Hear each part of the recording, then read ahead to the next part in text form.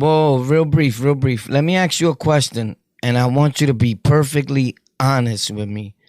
And let's see, don't try not to lie because a lot of people, they not honest with themselves and they just comment and say anything and wind up lying. How do you see this situation right here, right? This is my biggest regret, something that doesn't get off my mind. You think I'm being a punk or soft in any way because of this? So check it out. A long time ago,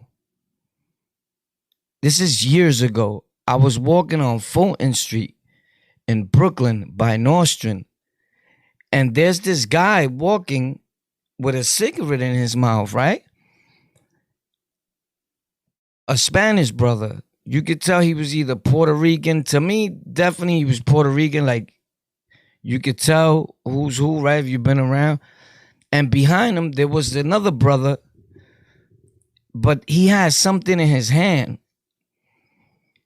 So I see him juggling with this thing in his hand, and I knew that grip. It was familiar to me from the prison or Rikers Island, because when I used to hold the razor in my hand, it would get sweaty. So in order to let that breathe so it won't slip from your grip on your fingers when you go to pop, right? Rip something, or you grab him by the chin like this and spin him, pop, right? So it just goes with him. It's not sweaty and it don't slip off your hand.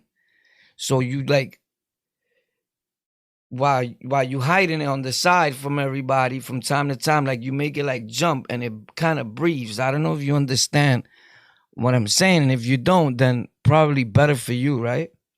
Well, anyway, my whole thing is this.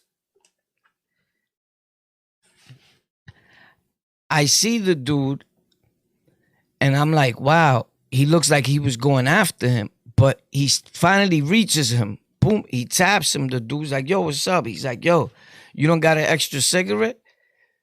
The Spanish dude responds with, yo, my man, I already told you. I don't have none. I don't have a cigarette, bro. Yo, he took a drag and he went, hey, you want some of this, bro? And the dude said, nah, bro. I'm good. When he went to turn around, he hit him.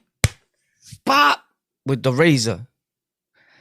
So I'm like, holy snap, my guy. What the fuck? Like, I knew something was gonna happen. Now I'm like, oh. Like one of those, like, oh. What? Yeah, it was crazy, bro. Traumatizing. Although I had seen that so many times in the prisons and in the street, and I have done it myself on numerous occasions, I'm outside and this thing is still going. It looked like the hatred that I experienced all these years in jail and in prison. And I always stood up for people. Like after a while, I was a bully in the beginning. And then I started trying to help people. Like, hold up, I'm supposed to be representing something that helps people, especially Latinos, right? So I wanted to help this brother. But yo, I lie to you not. There's something came over me because he kept ripping him. He kept going at him. Pop, pop. Now the dude is trying to fight him off. And he's ripping him in his hands. Pop, pop. And he's nice with the razor, this guy. He was like a ninja, a razor ninja type of dude. Something out of a movie. Like, damn you, right? So every time the dude would try to, he was catching him. Pop. Pop, leaking all over in the face. Like, so he takes off running. Now, I go to take off after him, but I froze. For some reason, my legs couldn't, I couldn't move. I don't know what happened. I don't know if it was a froze or what, but my legs started even hurting and I couldn't run. I'm like, I tried to run and I said, man, God, maybe it was meant to be this way. Like, oh, and he just disappeared. He's taking off his shirt as he's running, and the poor other dude is like, yo, bro, a guy just started cutting me. He's on the phone. I got cut. I'm bleeding. Yeah, I'm cut. I don't know why. He asked me for a cigarette. He's trying to explain, and you could tell the other person on the other line is asking him so many questions that it's frustrating him.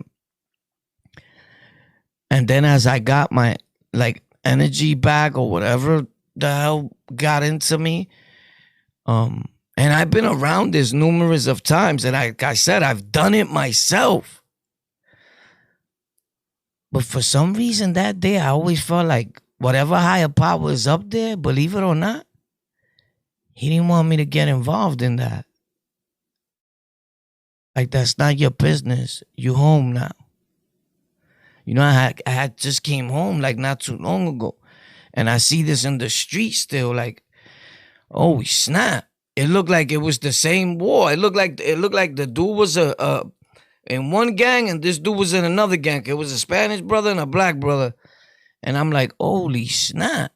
But something stood on my mind that brother brought that with him from the penitentiary to the street. Not the razor carrying and all that, although that's part of that. He brought that attitude with him, that giving it to other people from different nationalities, and he's seen everybody the same. And you're one of them. And I'm going to treat you like one of them. You know, now that you're out here, because it's only you. You're outnumbered, right? You don't got your trio with you. And I kind of sort of get it, but at the same time, it's like, wow, the things that we do to our own people, right? And it's sad, but I always felt like a sucker for that. Like I couldn't do nothing to help him, bro.